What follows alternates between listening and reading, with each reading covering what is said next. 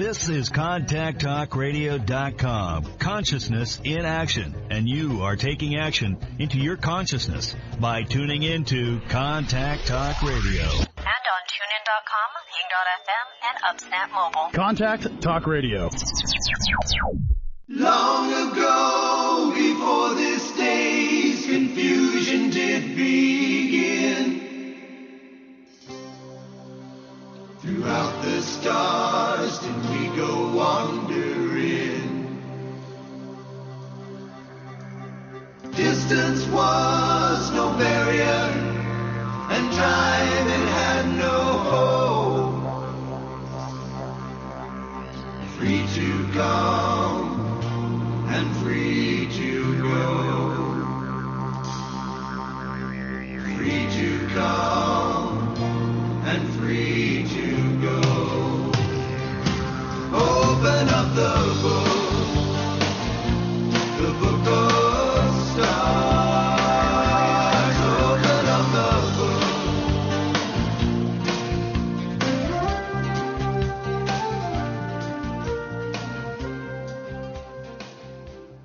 Hello, everyone, and welcome to Karmic Evolution's Astrologically Speaking. I'm your host, SHERI HASAN of Karmic Evolution Astrology. I'm coming to you on April 28th, 2022 from Contact Talk Radio.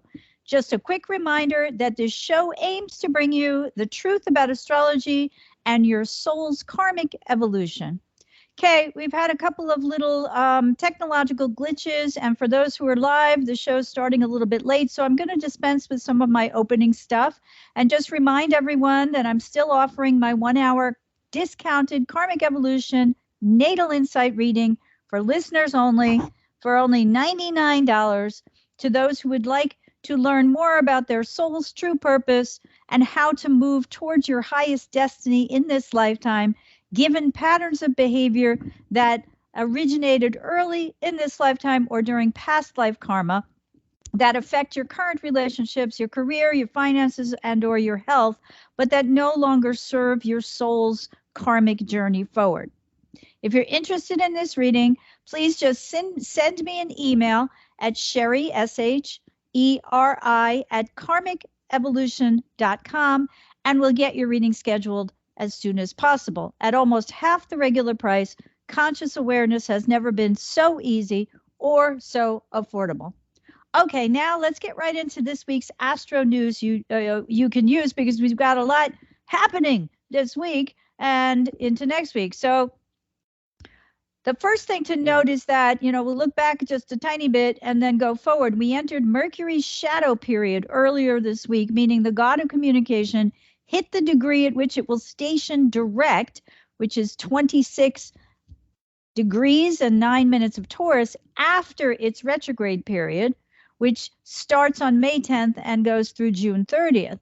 So that means that we're in a kind of fuzzy gray area right now prior to Mercury's actual retrograde, because this is when the messenger god begins to slow his roll and our psyches become more preoccupied with bringing information up from our subconscious and into the conscious portions of our psyche. So right now, as he's slowing, but not yet retrograde, Mercury's communicative powers are starting their transition from the purely empirical conscious world of communication to that which is lesser known by the conscious ego-oriented portion of our psyches. And this makes such information perhaps less clear and more confusing for a while. So if our brains or our psyches are concentrating on bringing soul knowledge and soul wisdom into the conscious empirical ego portion of our psyches, it's not concentrating exactly on what we're doing, what we're saying, what we're hearing, etc. Now we can take the Twitter board's acceptance of billionaire Elon Musk's buyout of the publicly traded company and his plan to move this social media platform into a privately owned one as an example of what's some of the confusion that's arisen from that, but more on that in a few minutes. So meanwhile, if we combine Mercury's pending slowdown with the fact that the monthly lunar cycle's waning still right now, meaning we're still releasing the negative effects of taking individual action, versus working, or the positive aspects of working in a more united way toward committed partnership, at least until the Taurus new moon partial solar eclipse arrives in 2 days on April 30th. Now, first, however, Mercury in Taurus sextile Jupiter in Pisces on the 26th or the 27th, depending on your time zone. And that was a time to clarify our long-term goals.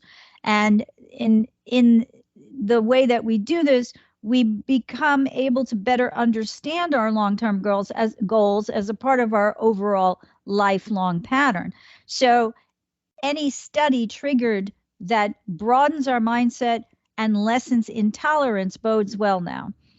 The other thing is that Venus met Neptune in Pisces. We've still got this Jupiter-Neptune energy in the sky, and Venus meets Jupiter, and Venus meets Neptune, then she meets Jupiter, and the three of them are coming together.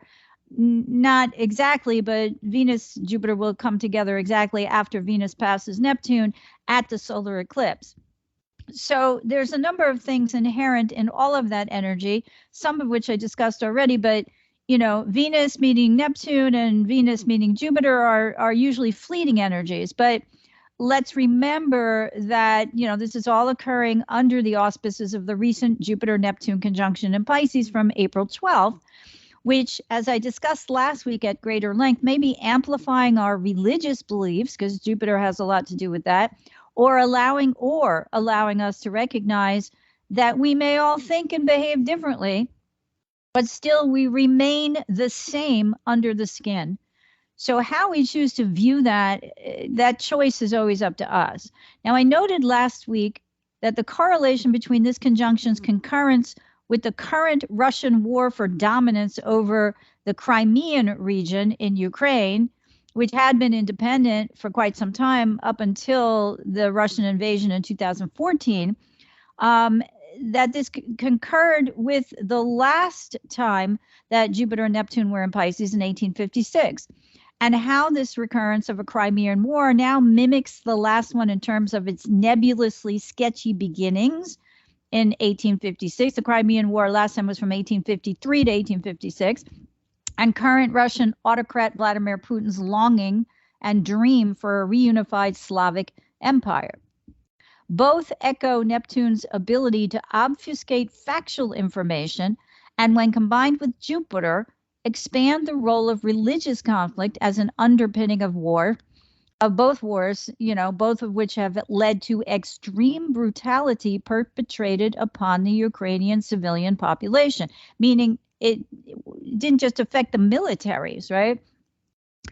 The population is always affected if families lose sons or fathers or brothers or nephews or whatever, including now in modern day, of course, sisters and mothers and daughters, etc. But it's extended to the extreme brutality to the civilian population itself, aside from those who are actually part of the military. Now, on the personal level, we might ward off such problems, especially since we're still under the Jupiter-Neptune conjunction in Pisces, expansive energy. We can ward off the potential for self-deception through illusion, confusion, and delusion by asking ourselves now, does my dream read my fantasy, my vision, my illusion match my reality? And the answer will be yes, if we make certain that our dream has the ability to become manifest in the physical, concrete world. If there is no practical way to transform our vision or dream or fantasy into a grounded, practical end result, then we might want to revisit the details, something that will likely prove fortuitous to our future plans during Mercury's upcoming retrograde period. So it pays for us to recognize now that when true inspiration arrives, and a lot of this is not just related to, the Venus, Neptune, Jupiter, the whole thing, as Venus more quickly passes over all of them. But, when true inspiration arrives, because it's a very creative combination, Venus, Neptune, and Venus, Jupiter, we can turn our ideal and visions into physical concrete reality, but only with the caveat that we must remain grounded and not ignore the practical necessities inherent in actually accomplishing the manifestation of our creative goals. Now, Mercury is trying to Pluto in Capricorn today, April 28th, and that helps us work on solving the mystery of who we really are at the deepest levels of our psyches.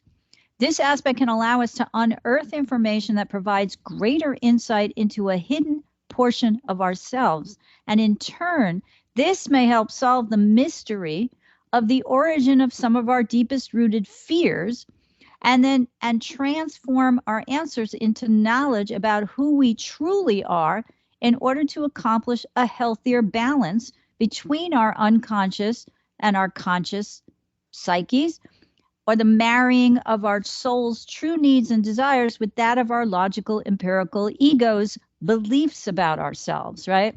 If we have, particularly now, and I'm going to get into that in a minute, hubristic beliefs that we can do anything, the sky's the limit, pie in the sky under this Jupiter, Neptune, and right now Venus energy in Pisces, we are, obviously not grounded, but they also, that whatever it is we're dreaming about or longing for doesn't necessarily correspond with our soul's true needs and desires deep down underneath it all. And this kind of ego soul alignment becomes, for the need for such alignment, becomes further emphasized when Pluto stations retrograde at 28 degrees and 36 minutes of Capricorn tomorrow on April 29th, where it will remain in retrograde motion through October 8th, when it stations direct again at 26 degrees and 7 minutes of Capricorn. Now, many of us who use the Sibley chart to represent the United States will also note that this retrograde period will particularly affect the country's ability to adapt and evolve through the many conflicts present now. In short, we're asked to look at this nation's shadow side and to bring it into greater consciousness so we can stop projecting our need to, quote unquote, save other democracies and concentrate more fully and more seriously on saving our own democracy here at home. And this raises questions of looking at our past actions and or reactions to see where they may have been based on some ugly hidden truths, about our origins, such as the, genocide of the Native Americans and the establishment of the roots of white Protestant supremacy, which then later turned into the wars between, religious wars here and things like that still exist today. Never mind the obvious ugly truth about slavery, which of course is inherent in white supremacy. But anyway, this Pluto retrograde period gives us the opportunity to recognize and accept these things, and then to adapt going forward, because doing so is instrumental to our very survival. And both on the collective and individual level, we're tasked during this Pluto retrograde period to turn inward, face our shadow sides, bring them into the light of consciousness, and through such soul searching, empower ourselves to develop a greater sense of self-compassion. Self-compassion is so important because it allows us to adapt, right? We can't be our own harsh taskmasters all the time and beat ourselves up for everything. So the point is not to unearth all these horrible plutonic, scorpionic secrets about what's, been buried in the mud of our unconscious, and to bring them into light so we can beat ourselves up. The whole point is that we move forward and adapt to this information and this new knowledge that's come into consciousness by accepting it and then having compassion for ourselves. Because the truth is, the only way you can have compassion for others is if you start out with self-compassion. And that's no small task, but it's one that we may find assistance with through the transiting karmic nodal axis right now, whose south node ruler is in Pluto. And again, that's unearthing our collective hidden shadow side now and for another year or so while that transit continues. Now, if the south node is hitting any particular planets or points in your chart, we know that this energy is even more in play on a personal level. So it's difficult not to see how all things hidden or submerged have begun to see the light of day in all areas of life right now, and especially since the nodes shifted back in late December and January. And since I often focus on politics, including the role of corporations in the political collective, particularly, since Pluto's still transiting Capricorn, which it entered back in November of 2008, it pays to recognize now how the upcoming Taurus new moon solar eclipse on April 30th has begun to show us, aka bring out into the light over the past several weeks, much of what's been previously hidden or outright lied about. So more on that in just a few. But meanwhile, as Mercury enters curious, chatty Gemini only a few hours after Pluto's station retrograde. And these are, hang on a second, where's my little handy dandy? Because I get confused. I write all this out and then I try to be accurate. And then these are both tomorrow on April 29th. So they're the day before or hours before, because Pluto stations retrograde tomorrow at 2:38 p.m. Eastern time. Mercury enters Gemini 6:23 p.m. tomorrow. That's Eastern.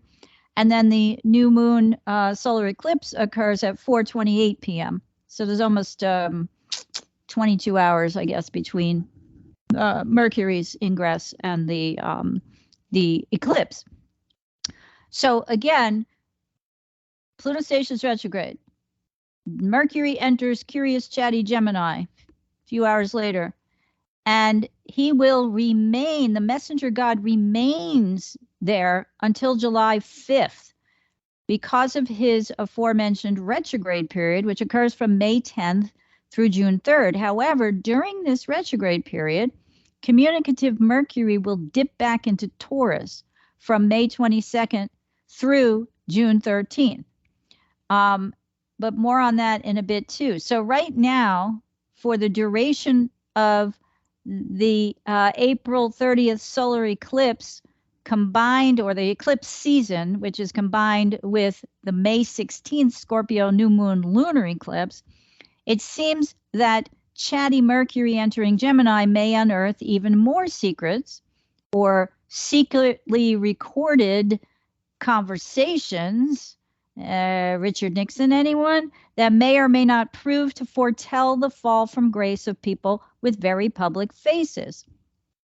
So suffice it to say for now that Mercury's curiosity in the air sign Gemini, where it begins its upcoming retrograde period at 4 degrees and 51 minutes of that air sign on May 10th, will begin to shift from our ability to reassess, reevaluate, rethink, etc., all things communication concerning how we relate to others, and move it towards a reevaluation of our sense of security vis-a-vis our actual tangible resources.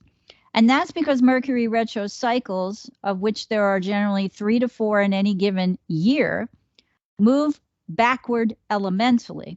Now, I've talked about this before, but not recently. So this upcoming retrograde period for Mercury, along with the next one in September, begins in the air element and shifts back into Earth before it's done.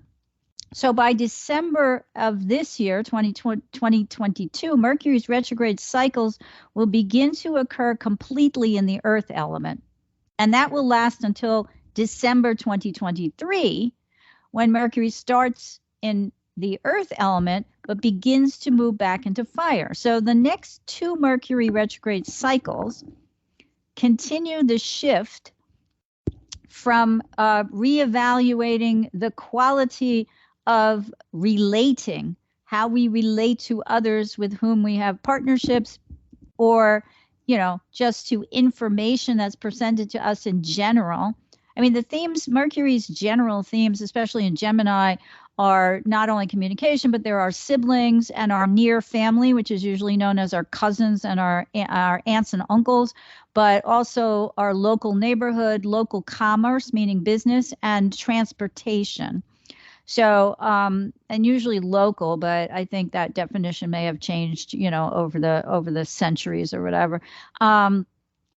So we shift from those themes, right? But particularly communication, how we relate to each other, how we absorb information, how we pass information, how we perceive information, into reassessing the security we feel around our resources. Read all that we hold dear or value most. Now, that can include, of course, because Taurus is Venus ruled relationships, but as the ruler of the second house, Venus is Taurus, also talks about resources in the form of what, we need to survive. All right. So again, that will become the dominant theme of all of 2023.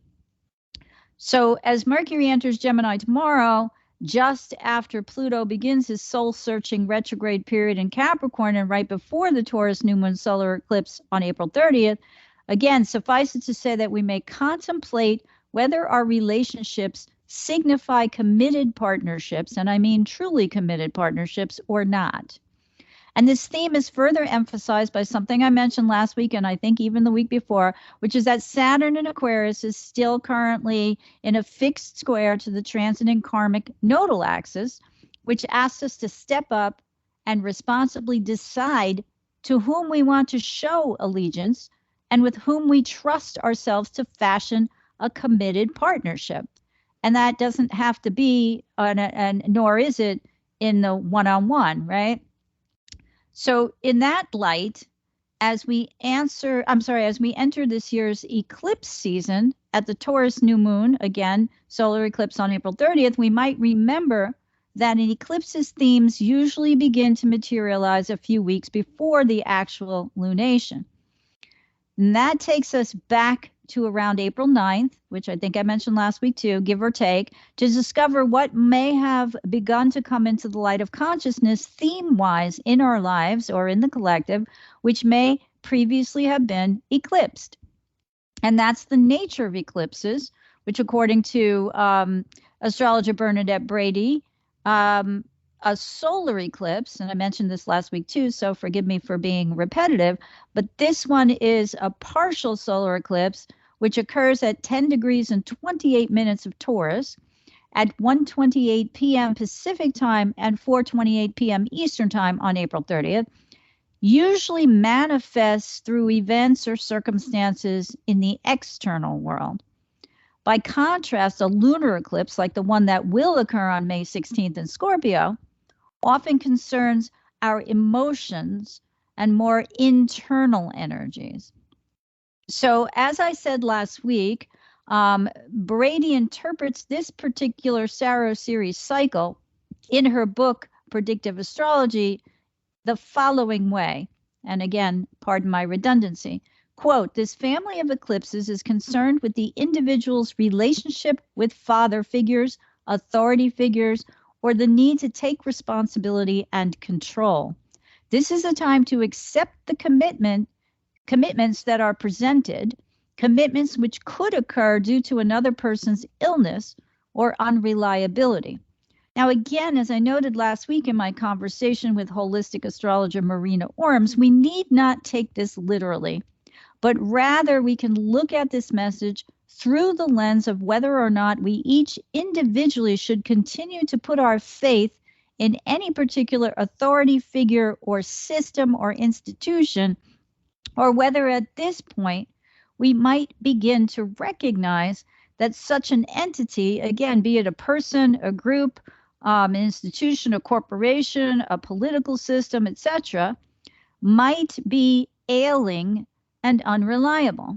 And Saturn's in Aquarius, so Aquarius also obviously includes friends, So life is symbolic, I like to say. And when we can rise above its mundane, everyday busyness, we may begin to see its larger, more symbolic themes. And this, I believe, is one of them that's very important now, especially since the second set of this year's eclipses will culminate with the Taurus full moon lunar eclipse on November 8th, which is the precise day of the midterm elections in the United States. So authority figures and our love or hate of them take center stage between this set of eclipses and the next in the fall.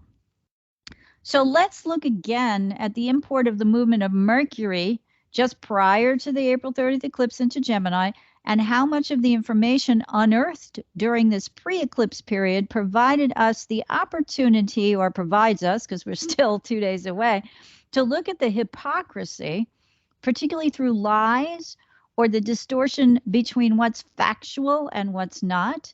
Thank you, Jupiter and Neptune and Pisces, of certain authority figures or authoritative individuals or institutions, including the government. So the first big piece of news earlier this week was the announcement by the board at Twitter that they've accepted billionaire Elon Musk's offer to buy the company for $44 billion, some of which is being guaranteed by his electric car company, Tesla's stock. And then let's remember how the story of his announcement that he wanted to buy Twitter hit the news a few weeks prior. And that means a few weeks prior to this upcoming solar eclipse, right? So let's contemplate now how eclipses, especially, like I said, the solar ones, tend to manifest through events or circumstances in the external world, show us what's previously been eclipsed, but is coming into the light of consciousness now. So Musk, whose big claim is that he wants to own Twitter so he can bring free speech back to the Twitter platform, will actually remove it as a publicly traded company into the realm of a private corporation. So whether, again, one considers Musk a hero or a villain may be very much due to the expansive nature of collective yearning inherent in the recent Jupiter-Neptune conjunction in Pisces, which is to say it carries a very strong wishful thinking vibe now.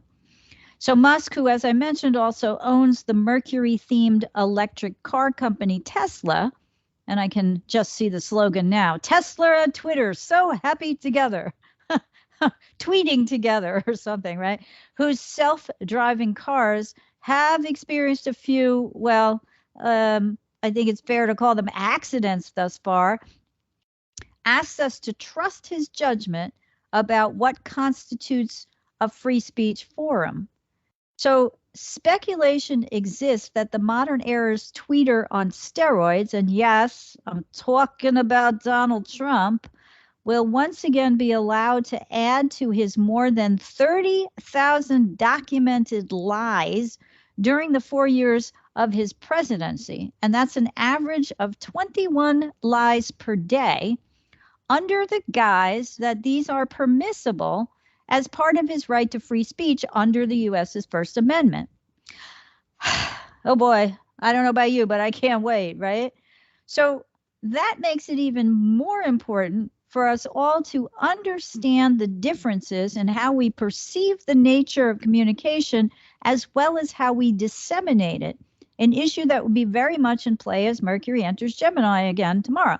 So, and just before Pluto station retrograde, which asks us to go deep and discern our shadow side, and right before the eclipse hits.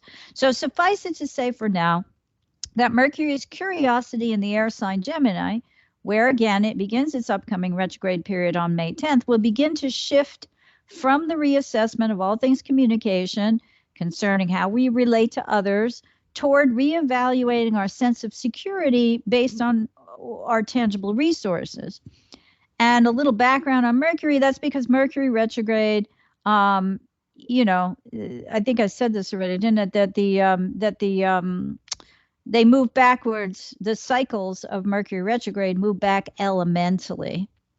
Yeah, I did say this already, so pardon me for even more redundancy. Oops, hang on, I've got it. a glitch here on my document. So one of the things I think that we can all actually begin to contemplate, right, given these energies, is that if we are tasked now, well, hang on a second. I had other stuff to say here. I'm just trying to weed out my redundancies. It's hard, you know, the thoughts go through your mind and then they go through your mind again and then they go through your mind again. You're like, well, that's important, but do I need to say it 18 times? No, I don't think so. Okay, so we want to know at this upcoming Taurus new moon eclipse, as Gemini enters, I'm sorry, I keep calling it Gemini. Mercury enters Gemini and is going to retrograde, start the retrograde path back into the Earth sign of Taurus, meaning we need to reevaluate whether we are secure with our current resources, such as money in the bank, you know, a roof over our heads, a job that brings income, because Taurus is concerned with our basic values, and our values are based on what we need to survive. Taurus is connected to Mother Nature and the cycles of nature. So she's a very holistic kind of energy and also a practical one. And so we need to sort of, I think, I guess what I'm trying to say is I think that the beginning of this Jupiter-Neptune trigger, while we're under the auspices of the Scorpio South Node karmic nodal axis transit, which is calling us, along with what will be Pluto's retrograde period soon for the next 5 months or so, to dig very deeply to see what, not only during the eclipse period, but in general, has been hidden and what's been eclipsed from us. I think that makes this period, you know, especially since the eclipses are occurring as they always do or usually do in the sign of the nodes, right? That we really need to look at our own, you know what, our own crap, so that, like I said before, we can bring it into the light and begin to accept it, and then also recognize where we can have compassion for ourselves for having harbored that crap in our subconscious in the first place. So, you know, if we look right now, using the example of Elon Musk and the Twitter purchase, which isn't solidified yet, we can ask ourselves, well, so what's been eclipsed, right? Perhaps it's the fact that the whole future of Twitter, a social media platform with approximately 217 million users, now rests with one corporate raider. You may remember that he attempted a hostile takeover, which the board tried to fight against, but that he happens to be a millionaire, so he came up with the cash, right? So back to, or the appropriate amount of cash, some cash and some stock. So back to the Saturn square to the transiting nodes. Do we put our faith, aka our trust, in a person who believes that he alone can fix it?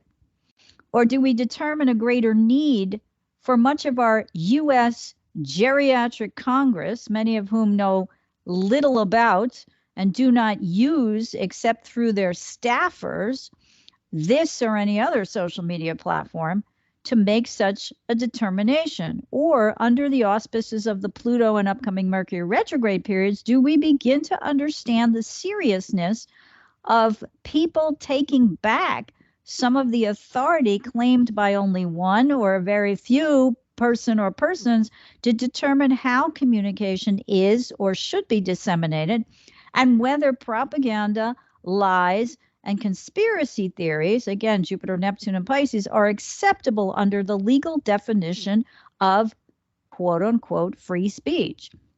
Now, it's interesting to note that Elon Musk's natal chart, for which we have no accurate birth time, is June 28th, 1971, and he was born in Pretoria, South Africa. This chart contains a Jupiter-Neptune conjunction, which happens to very, very widely square his 16-degree and 30-minute Leo south node and Aquarius north node nodal axis. Now, we don't have the houses, but I don't really think we need that, just to do this simple kind of basic interpretation. And so the question is, what does this tell us? That he's here to move away from being the center of attention, being the king, the ruler, the monarch, or the anointed one. And this wide square to his 27-degree, 38-minute Scorpio Jupiter speaks of hubris as a potential issue that, as Stephen Forrest, one of my mentors, would put it, vexed him in prior lifetimes. Again, this is the guy who alone can fix Twitter, right? And you'll recognize where that comes from, I'm sure, but by bringing it private so it's beholden to no one else. The fact that his Jupiter's conjunct his 0-degree 48 Neptune in Sag doesn't really help curb his enthusiasm. So again, we don't need his exact time to figure this out. And the question becomes, is he working for the benefit of humanity as a whole, meaning really doing the work of his North Node in Aquarius? Or is he working for the benefit of himself? And the answer, as seems obvious from his history, is complicated.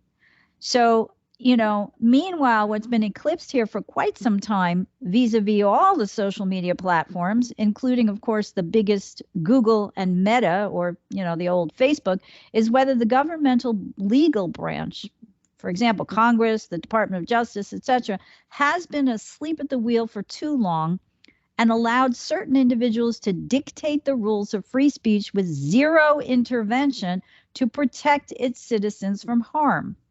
So as we enter this eclipse season, we also enter primary season here in the U.S., and we've already witnessed through the release of aforementioned, previously undisclosed to the public conversations by the GOP's minority House leader, Kevin McCarthy, about how former President Trump should have been impeached in the Senate trial. In short, in the immediate aftermath of the Capitol insurrection on January 6th, which was meant to slow the legitimate process of the peaceful transfer of power after a verified non-fraudulent election, many supported impeaching the former president even after his term had legitimately ended, but ultimately chose instead to help him perpetrate the lie that the election was stolen and that he is, in fact, a rightful winner. So as Pluto and later Mercury retrograde in the short term, while Saturn's currently squaring still the transit in karmic south node in Scorpio at this eclipse, will the revealing of such previously eclipsed, or read hidden, secrets change our attitudes and actions around such authority figures? And, this Taurus new moon solar eclipse, again, bringing to light these things that have been eclipsed. We can look in our own life to see where our partners or authority figures, our bosses, our companies, the judges or whatever, anyone that we consider grandpa, whatever, grandma, who has authority over our lives, that, it's going to start to morph into how they have an effect on our actual tangible physical resources. So, I mentioned before Taurus's rulership of the second house, and that it actually encompasses the resources that we need to feel secure. And it's a work house. So it represents what we do to earn a living so that we can provide ourselves with life's most important resources: food, water, clothing, shelter. And anything left over allows us to partake in more than just the simple pleasures of life, such as sitting around the living room by the fire with good friends and a bottle of wine and maybe a box of Godiva chocolates, or whatever your favorite is. We come to trust that life is good and will continue to be so for the long term. Same thing with the stock market, right? No worries here, just companionship and the acquisition of solid partnerships, the kind that always guarantee a loving time will be had by all. But what happens when something sudden occurs to disrupt our peaceful, calm, serene, quote unquote, simple way of life? how do we react and what do we do to ensure such disruption ends quickly so that we can get back to normal again? And that's the big question at this Taurus new moon solar eclipse, at least in my opinion, because we're asked to plant seeds that really bottom line for us the resources most important to our very survival. At the same time that Pluto's retrograde begins to bring into consciousness where the Jupiter-Neptune conjunction may have disguised or hidden from us how we escape through a longing for a now long gone past, and or the wishful thinking that someone, quote unquote, will save us from having to adapt, read, change in order to survive. Now, those of us who know even the smallest amount about Taurus knows that it's an archetype that hates to change, and that's why it gets its reputation as stubborn.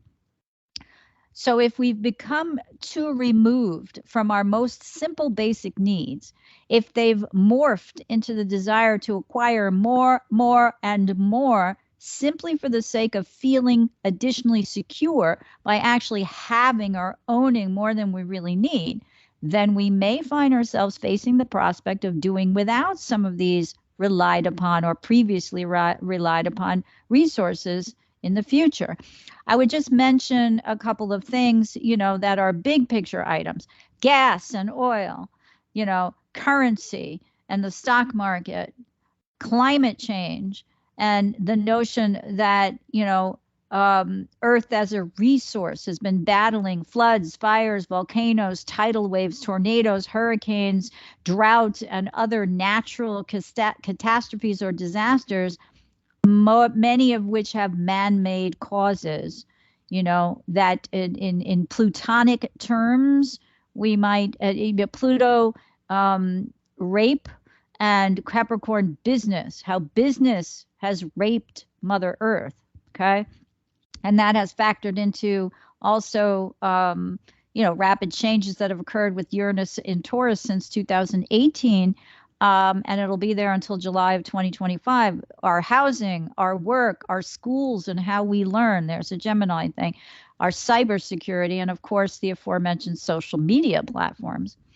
So, in addition, when we espouse to have values related to issues such as free speech, yet we're more concerned about the stock value of a social media company than what it stands for or doesn't stand for, it's times like these that we're asked to reevaluate that in which we truly believe. Does our need for security trump that of the state of the rest of the world and those in it? Can we continue to hunker down in our private spaces, oblivious to the pain and suffering of others who are worse off than us? That's one of the questions we get to ask ourselves. So,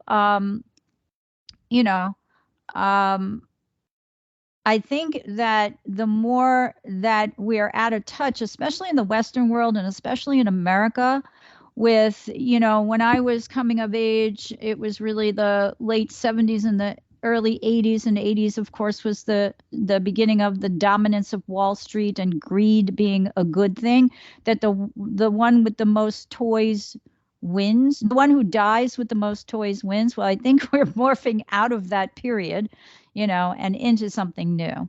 So I would just like to say that, the more out of touch we are with what needs to change in our internal value system, the more likely we are to be shocked or surprised at this Taurus new moon eclipse. And likewise, we may, however, the more we ignore what any sudden surprise brings to our attention by escaping into a good time only allowed here mindset, the more we may be fiddling while Rome burns. Now, I say that because the sun and the moon are approaching Uranus at this lunation. And so expect the unexpected is always the mantra whenever, Uranus is involved. And again, Uranus has been in Taurus since 2018, and that already has signified a change to our resources.